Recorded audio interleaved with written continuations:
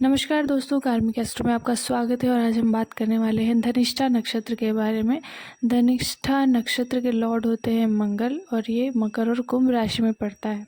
इनके डीटी होते हैं वासु, और यानी एनर्जी के देवता हैं ये। इनको हनुमान जी की पूजा भी करनी चाहिए। और इनका सिंबल होता है ड्रम या फिर कोई बांसुरी कह लीजिए, इस तरीके का इनका सिंबल होता है।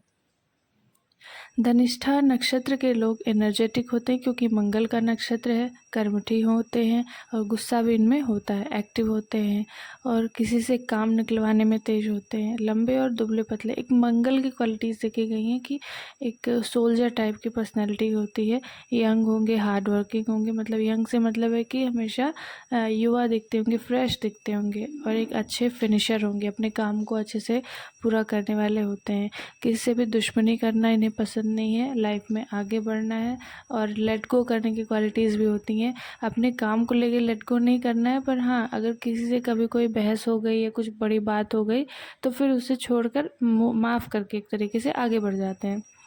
और अपने मतलब बदला लेने की क्वालिटीज़ इनमें नहीं होती हैं। और अगर ये मतलब अगर आप इन्हें नुकसान पहुंचाते हैं, पर अगर ये लेने की कोशिश भी करते हैं तो फिर इन्हीं के साथ कभी कभी देखा गया गलत होता है, क्योंकि शायद ईश्वर नहीं चाहते कि ये किसी के लिए कुछ गलत करे। और ये अक्सर देखा गया है कि लाइफ में अकेले कुछ करते हैं तो बहुत आगे बढ़ते हैं, जब लाइफ में अकेले चलते हैं। और देखा गया कि इनके दांत थोड़े से बाहर देखे गए हैं। धनिष्ठा नक्षत्र अगर इनकी बर्थ चार्ट में बहुत प्रोमिनेंट है तो इनके दांत थोड़े से आगे को निकले हुए देखे गए हैं। पर्सनैलिटी अच्छी होती है, एम्बिशियस होते हैं, अपने काम को लेके बहुत फोकस्ड होते हैं, खर्चीले भी होते हैं और सिंपैथी होती है इनके अंदर, हेल्पफुल होते हैं, दूसरों को लेके काफ़ी मदद करने वाले होते हैं। और दिमाग से भी काफ़ी तेज़ देखे गए हैं। सोशल वर्क करना और लॉजिकल थिंकिंग होती है, इंटेलिजेंट होते हैं। और शादी विवाह अक्सर इनका देर से देखा गया है क्योंकि ये अपने गोल पे ज़्यादा फोकस करते हैं और इनका रहता है कि पहले मैं अपने लक्ष्य को पालूँ, क्योंकि ये एम्बिशियस है तो पहले अपने काम को फोकस करेंगे, उसके बाद ही शादी। ज़िद्दी भी हैं तो अपने मन की ही करेंगे। और शादी के बाद इनका भाग्योदय देखा गया है, इनका भाग्य बढ़ता है लेकिन शादी देर से ही होती है। ये आर्किटेक्चर में जा सकते हैं, लॉयर बन सकते हैं, लिटरेचर अच्छा लिख सकते हैं या पढ़ा सकते हैं, साइंटिस्ट बन सकते हैं और ड्रामा वगैरह में भी अच्छा काम कर सकते हैं। और रिसर्च, पोएट, एस्ट्रोलॉजी, हिस्टोरियन, ऐसे कामों में ये अच्छी सफलता पा सकते हैं। इनको अपने सिबलिंग्स से बहुत प्रेम मिलता है क्योंकि ये मंगल का नक्षत्र है, तो मंगल हमारे भाई बहनों को दिखाता है, खास करके भाइयों को, इसलिए इनके सिबलिंग्स से इनकी बहुत बनती है। और अपने जो पति पत्नी है उनकी बहुत रिस्पेक्ट भी करते हैं ये, जिस वजह से इनको लाइफ में और तरक्की मिलती है। इनका स्पाउस इनके लिए अच्छा माना गया है। और कभी भी इनको अपने स्पाउस से चीटिंग नहीं करनी चाहिए, क्योंकि अगर ये लाइफ में कभी कुछ ऐसा करते हैं, जैसे मैंने पहले भी कहा कि इनको भगवान भी नहीं चाहते कि कुछ गलत करें, तो अगर ये अपने स्पाउस से चीट वर्क करते हैं तो इनका फिर दुर्भाग्य शुरू हो जाता है इनकी लाइफ में। फिर एक कहिए कि चीज़ें घटने लगती हैं, गिरने लगती हैं, ये अपने एकदम पीक से इनका डाउनफॉल होने लगता है, इस तरीके का हो जाता है इनके साथ। तो इन्हें कभी भी अपने स्पाउस से, हस्बैंड या वाइफ से चीट नहीं करना चाहिए। इनको कफ रिलेटेड इश्यूज़, ब्लड और यूट्रस, अगर महिला है तो यूट्रस से एनीमिया और ऐसे तरीके की दिक्कतें हो सकती हैं।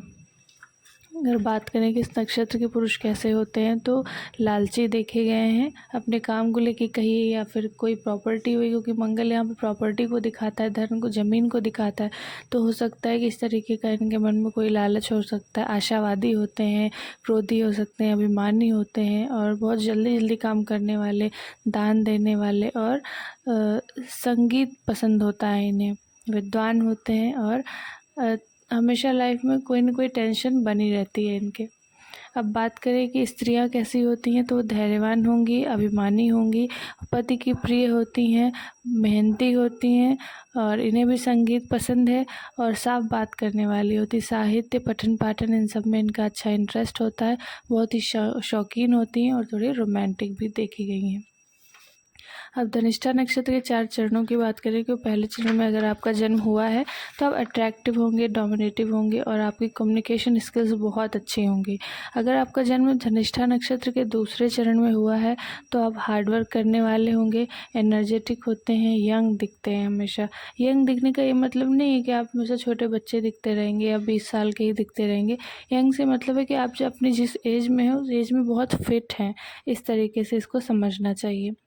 अगर आपका जन्म तीसरे चरण में हुआ है तो आप विश्वास पात्र होंगे, लोग आप पे ट्रस्ट कर सकते हैं, आप लोगों का बहुत काम कर सकते हैं, आप लोगों के बहुत काम आते हैं, लोग आपसे काम निकलवाते भी हैं और आप काम आते भी हैं, विश्वास पात्र हैं और आप फेमस हो सकते हैं, आपको नेम फेम मिल सकता है। क्योंकि ये तीसरा चरण कुंभ राशि में आता है तो सैटर्न इनके लॉर्ड बन जाते हैं। सैटर्न और जो मंगल का कॉम्बिनेशन यहाँ पर बनता है तो एक तरीके से मेहनत भी है और सैटर्न तो हार्डवर्क को दिखाता ही है, तो ये फेमस होने का अच्छा कॉम्बिनेशन बन जाता है और बहुत ही मर्यादा में रह के अपने काम को करने वाले होते हैं, सोशल होते हैं, समाज को देखकर सारी चीज़ों का डिसीजन लेते हैं कि इस चीज़ से समाज मुझे किस नज़रिए से देखेगा अगर मैं ये काम करूँगा। तो ये भी इनके अंदर देखा गया कि समाज को देखते हुए डिसीजंस ज़्यादा लेते हैं कि मेरी इमेज नहीं बिगड़नी चाहिए, इस तरीके का नेचर है इनका।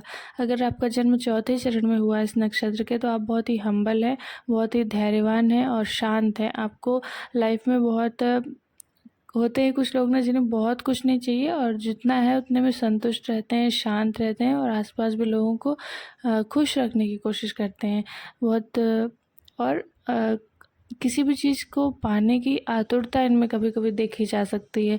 हर चीज़ के लिए तो शांत होते हैं पर कोई एक चीज़ होती है ना जहाँ पर हमारा मन अटका रहता है कि ये चीज़ तो यार लाइफ में चाहिए ही चाहिए, उस चीज़ के लिए बहुत ज़्यादा डेस्परेट होते हैं, बहुत जल्दबाज हो जाते हैं उस चीज़ के लिए। और ये था चौथे चरण के बारे में। तो अगर आप रिलेट कर पाए हैं तो आप कमेंट करके ज़रूर बताइएगा और आपको वीडियो अच्छा लगा है तो प्लीज़ लाइक करिए, शेयर करिए और चैनल को सब्सक्राइब करिए। धन्यवाद।